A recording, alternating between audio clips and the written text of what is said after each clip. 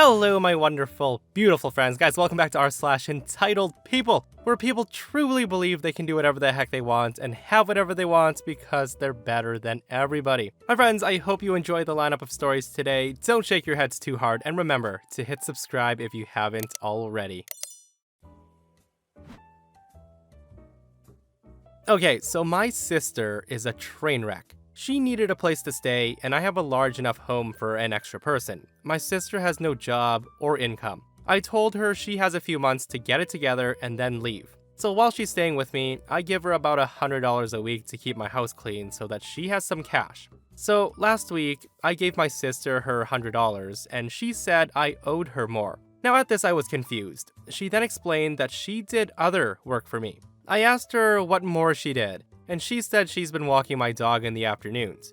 I walk my dog every morning and evening, but I guess she takes him with her on afternoon walks. She said the going rate for a dog walker is $25 per walk. 5 days times $25 is $125 on top of the $100. She then mentions that she put together a scrapbook of personal letters and papers. According to her and Etsy, that job was easily another $75. I told her I never gave her permission to do those things. Her argument is that those jobs fell under the umbrella of keeping the house clean, that I owe her now, and that I was ripping her off. So I threw her out. Money's not the issue. I have plenty of disposable income. I was disgusted how she came at me. Am I in the wrong? OP is definitely not in the wrong for this one. In fact, I personally think as soon as the sister pulled that entitled crap of I did this, and this for you, OP should have immediately countered with the bill for food, rent, utilities, and whatever else her sister was using. A lot of people do agree that kicking her out was the best way to do it, since she's a full-grown adult at this point. So I organized a small conference in Manila for work. The conference was at a gated 5-star hotel that came with a very large buffet for breakfast. This buffet had everything. Cuisines from many different countries. The conference fee included the cost of the buffet, but if you were a guest just staying there, you had to pay for it. I walked in, gave my room number to the host, who confirmed that the food was complimentary. I'm seated by the door as the room's almost full, so I can hear the next conversation pretty clearly. An elderly man was next to be seated, and he says, "My food's free too. I'm with her," pointing to me. Now at this, the host attempts to seat this man with me, and I say to the host that I was saving a seat for a colleague. The host then said, "Wait, he's not with you?" I tell him no, he's not even with my conference. I've never seen this man. The guy gets super angry at this point. He tries to tell me that he's a conference attendee. And at that I laughed and said, "So what's the name of the conference?" He then says something about his secretary doing all the details, and how the heck was he supposed to know that? I just looked at the host. The host pulls him away and seats him at another table and said, "I'll have to confirm you're a guest before you can eat, sir." The guy gave the host the details, and I got the stink eye for a while. So cue the buffet. I'm standing at the counter putting food on my plate, and then I realize beside me, it's that same guy. I watch in horror as he picks up the spoon for the scrambled eggs, tastes them, and then puts the spoon back in the serving dish. He then picks up the spoon for the beans, tastes them, and then puts the spoon back. He did this for every single dish until he found something he liked. I then hurried back to the host, grab his arm, turn him towards the buffet and say, "Watch." Now I thought the host's head was going to explode. He turned a scary shade of red and veins started to pop out of his forehead. He gets on his walkie-talkie and then calls security. He motioned to a waiter and brought him over. He then told the waiter to grab every other waiter and to start clearing the buffet quickly as it was now contaminated. Security arrived in about 20 seconds. 2 guards with gigantic guns strapped to their back pulled the guy out of the room, and the buffet was closed for about an hour, while all the food was taken back to the kitchen, remade, and then brought back. The irony of this is that it was an infectious disease conference. Now that was an old guy who clearly didn't give a care in the world anymore. Absolutely disgusting. So this person shares her grossest experience at a buffet, and she says, "I used to travel a lot for my husband's work, so I've eaten at a lot of hotels for brekkie. Unfortunately, this has exposed me to the grosser parts of travelers as a whole. I've seen a guy stand at the prawn station, literally eating them with his hands and throwing the tails back into the pile. I saw a lady sneeze in her hands, pick up a bread roll, turn it in her hands a bit, and then put it back. Someone also dunked their fingers in a sauce jug to taste it. At the dim sum station, someone's kid took a bite out of a dumpling and then freaked out at the taste. The mom moved 2 steamer baskets down and stashed the half-eaten dumpling before walking away. So yeah, anybody else considering not ever going to a self-serve buffet anymore after this? This story happened several years ago, back when I was at college. I was one of the 3 friends in our group that had a job at 16 years old. Now, because I had a job and I was living at home with no bills to pay other than my phone bill, I used to buy my friends things just to be nice, and most of them would be appreciative about it. All except one friend. Now, this one friend asked me one day for a 20 for supplies for his photography course. It was to help, and I did photography too, so I obviously thought it would be nice to give him the money. What I didn't know is that he asked my other 2 friends with jobs as well. So he got a total of 60 pounds out of all of us. Me and a few of our friends decided to go for lunch in town for one of our free lessons. We went to the local pizza place and we saw the friend that asked for money with a large pizza for himself. We didn't question it, but I did think it was a little stupid that he asked for money from me but spent it on pizza. I gave him the benefit of the doubt and just kept quiet. The next day, he comes back to me and asks for another 20 pounds again for photography supplies. I asked him, what happened to the 20 I gave you yesterday? And he said he lost it. So I confront him and asked how he paid for the pizza the other day. At this, he gets annoyed and said that I'm not his mom. I left it at that because he gets petty when he's annoyed. He eventually got another 20 from our other friend. We get into the photography lesson and he told our lecturer that he hasn't got any photo paper because he has no money for it. Now at this I got annoyed. I called him out straight away and said that me and my friend gave him 40 for the paper, but he spent it on other things. He then tried to throw me under the bus and said that I didn't. Me and my other friend were visibly annoyed. We left the lesson without him and told our other friend group about it. He took a total of 100 pounds off of us for photography supplies. He told us all the same story. So we challenged him again and said that he took money off us and we expect him to pay us back. He then refused. He said he doesn't get why we care so much about the money if we were rich enough to give it away. We then explained that we thought it was to help him with his education, and at this, he got really pissy and told us to go F ourselves. We then cut contact with him for the rest of the week, and he never spoke to anybody for a good month after that. He then came back to our group a month after. He apologized for the way he acted and said that he had personal issues for which he spent the money on. We didn't want to pry because he looked visibly down. He then asked if I can genuinely give him the money for photography supplies. So I said I will. I'll go get him what he needs and give it to him instead of the money. At that he hesitated, but he agreed. We then went to the photography shop to get the paper and the filters, and he asked for a receipt. Now I took the receipt because I had a feeling of his intention, and I gave him the old receipt from when I bought the paper the previous week. So later that day, he comes up to me fuming. He starts to scream at me because the photography shop refused to refund him without the real receipt. I said I did that for this specific reason. It ended how you can guess. We all gave up on him and we never spoke to him again. Guys, that's some friend, right? I literally thought OP's friend was asking for the receipt so he could pay him back the exact amount one day, but that wholesome ending was blown right out the window. Now, clearly that friend does have some personal issues that he's dealing with, and it very well could be addiction. Whether pizza or drugs, we'll never find out. My mom asked me to go grocery shopping because she was quite busy with something, and I agreed to go, so I went. I spent around 10 minutes looking for things on the shopping list. I decided to get a treat for myself because, why not? So I got some chocolate. Now, I want to note that this chocolate wasn't sold at the till in this location.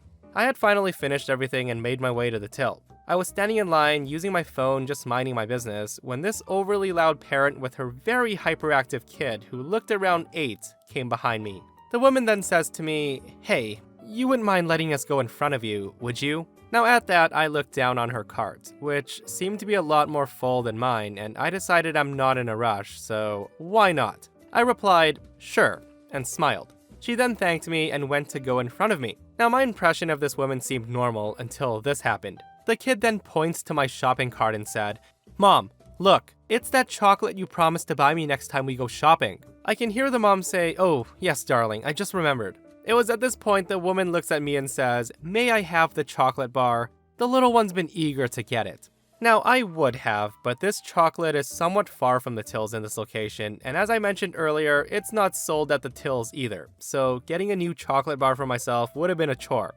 So I say to her, "I'm sorry, I don't think I can give you the chocolate. It's quite far from the tills." At this, her smile quickly turned to a death stare, and she says in a loud voice, "Right, I don't care how far this chocolate is from here. Someone like you is more than capable of getting a new one, so just give it to my son." I replied, "I don't care how capable I am. I'm not going anywhere, and this chocolate is staying in my cart." Now, there was a lot going through my head at this point, but I remembered how the kid was reaching inside my cart trying to grab the chocolate. So I quickly grabbed it myself and held it in my hand, and he says, "Mom, the guy just took the chocolate." The woman then reached at my hand to grab the chocolate, but I moved in time, and I decided to go directly to the cashier and ask him to call a manager.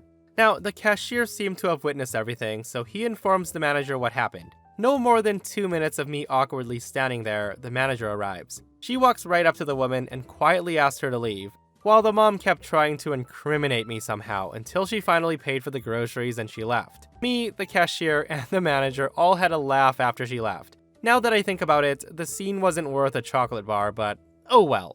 Oh, but it was. OP taught Karen that day that she's not always gonna get what she demands, and honestly, that chocolate probably tasted so good, knowing that Karen wanted it from you, and that she walked away empty-handed that day. So a little backstory. My neighbors have 3 boys, all under the age of 7. In my first encounter with the mom, she promptly tells me, not asks, that her kids like to wander. Now, I naively thought that meant that there might be the odd rogue ball that'll fly into my yard or something, so don't protest at the time. Our yards are unfenced, and we share a driveway, and oh boy was I wrong. My yard, back deck, front garden, and even the inside of my house were seen as an extension of their space. The boys would even have sword fight tournaments on my back deck, off my kitchen. The parents would literally do nothing. I was put in a position many times to ask for more privacy, as it was affecting my work, my privacy, and my general sense of well-being, as I'm a very private person. It took some push, but finally, things got better. Now, they do still wander, but not to a level that I'm considering to cause drama over. So this past early winter, I decided to put in security cameras. I live alone in a not-so-great area, and I wanted some peace of mind. I also wanted to document encroachment in case it got bad again. In that time, the cameras have picked up a lot of encroachment from the kids, but I didn't raise the issue, because the relationship with the parents was peaceful, and I wanted to keep it that way. But fast forward to yesterday. My camera picks up a clip of the middle kid peering into my window with a pair of binoculars. I sent the clip to the parents, explaining that one of my cameras picked it up, and I'm not comfortable with this kind of behavior. I told the parents it's inappropriate and an invasion of my privacy. They then sent a note back saying that he was only trying to see if I was home so he could say hello. They then insisted on knowing more about my security cameras, what they can see, what they can pick up, and if they can see the kids playing in their yard. I explained that they don't. They only pick up motion in my yard. If the kids in my yard, which they are a lot, they are recorded. The parents insisted that I take the cameras down as they don't want their kids being recorded. I told them if they don't want their kids recorded to tell them to stop coming onto my property. The lesson is, entitled parents raise entitled children. I'm frightened to see what kind of adults these kids will turn into, and who knows if I'll be here long enough to find out. Guys, that would get annoying so freaking fast. A lot of people were saying that OP should fence up her backyard, but she says that the parents will probably refuse to split the cost. It just sounds like a freaking nightmare. It's so entitled. Take your cameras down so my kids can trespass on your property without being recorded, because I don't like that.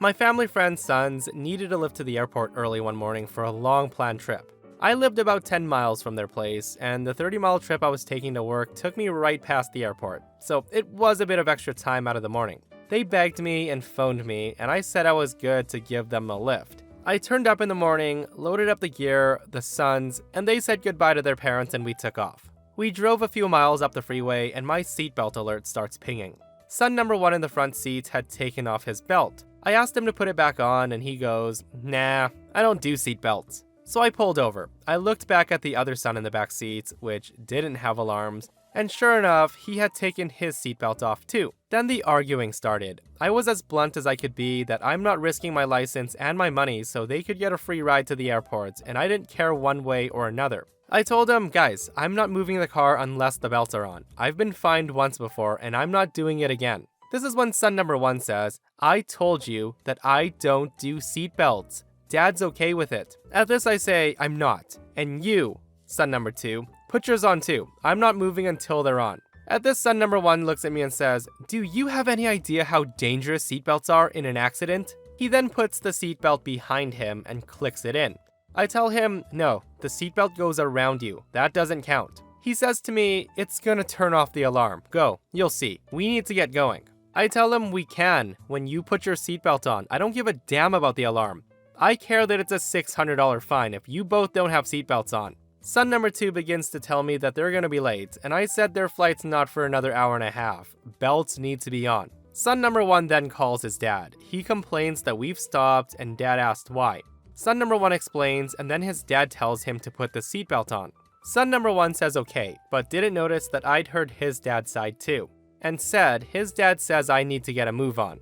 I tell them not until seatbelts are on. Now this goes back and forth, to the point that I'm gonna be late for work if I don't get going. Son number 1's all like, fine then, turn around, I'll get my dad to drive. I then say to him, belts on then. No, I've told you already. At this point, I get out my phone and browse idly, showing them that I'm not moving until their seatbelts go on. Son number 1 phones his dad again, and his dad sounds really pissed, and he agrees to pick them up. Both sons get out, take their bags, and one slams the door and I drive off. They're left behind. So I get to work, and I get a phone call that son number 2 left his main luggage in my car, and they want it dropped off at the airport. They're flying out soon, and they need it now. I tell them to go get a taxi, and I'll meet them out back of my work. They decide to argue that it's my responsibility to get them the luggage, and again, they argue the point. Half an hour later, one turns up in a taxi to get the other's luggage. Now I should note here that I really don't know these guys well at all. Later that afternoon, I get a phone call from their dad that I've wasted his son's tickets, that they weren't able to fly out and couldn't rebook quickly, and they'll miss half their vacation now. And it's all my fault for stopping so long. I try to explain as clearly as possible that I wasn't going to risk another huge fine and piss off my employer just for the inconvenience of a couple of ungrateful idiots. I'm still friends with their mother, who was the original friend of the family, but things are a bit strained between me and her husband and her sons. Their sons were about 21 and 24 at the time it happened. Okay, I can't believe they got their dad to come pick them up, all because they refused to put on a seatbelt. Like, what in the world? I love how the kids argued that seatbelts are dangerous in an accident, but so is getting ejected from the vehicle. Guys, I was actually really surprised that they were 21 and 24 and still called dad for help.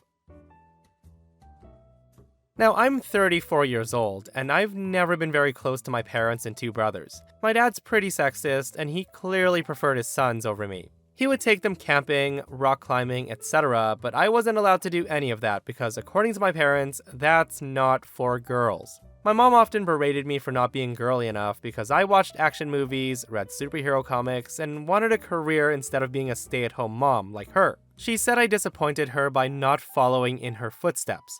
To top it off, my older brother could always get away with picking on me because boys will be boys. He would often take my comics and would be allowed to keep them until I found a safe place to hide them. Growing up, these comic book characters like Batman, Catwoman, and Wonder Woman were my safe place. The one relative I felt who understood me and actually gave a damn about me was my mom's cousin. Let's call him Fred. Now, Fred was also my dad's business partner, and we'd see him quite often. He agreed to take me climbing with his kids, and he'd buy me comic books and didn't ridicule me when I got zits. I'm closer to his kids than I ever was to my brothers. I was able to move out of my hometown at 27, and I haven't gone back since, nor have I seen or had any contact with my family. I even got Fred and his family to promise not to reveal my whereabouts to my parents. So fast forward a few weeks ago, Fred passed away due to a massive heart attack. I came to his house to pay my respects and to help out with the funeral. As expected, I ran into my family. When my mom saw me, she started crying.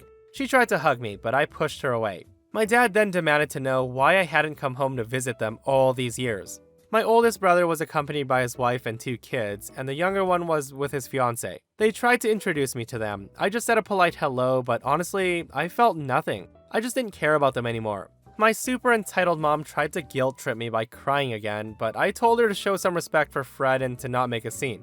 After the funeral, Fred's daughter took me aside and told me that my mom had been pestering her mom to divulge my contact info. She asked if they could give it to her, just to get my mom off their backs. Now, I didn't want this family to be troubled, so I said yes, and sure enough, the next day, my mom calls me again and again to berate me for missing my brother's wedding and the birth of his kids. At this, I tore her a new one. I told her she had done nothing but make me feel subhuman for the crime of being a girl, that they were entitled, misogynistic, hypocritical narcissists that had no business raising kids. I reminded her of every humiliation I endured while growing up in the home. I was never treated as part of her family when I was a child, so why was she bothering now? She kept bawling and telling me that I was being cruel to her and how dare I do that to my own mother. Before I hung up, I told her if she ever harassed me again, that I would get a restraining order. Life's too short to be wasted on trash. Guys, ain't that the truth? I hope OP's in a much better place without her family now. And that, my friends, brings us to another end of our slash entitled people. Guys, we survived another one. If you missed the last episode on the channel, a crazy Karen demands a soldier serve her as she pays her taxes. It's such a funny story, so go check it out if you haven't. And myself and Stevie Boy will see you guys in the next one. We love you.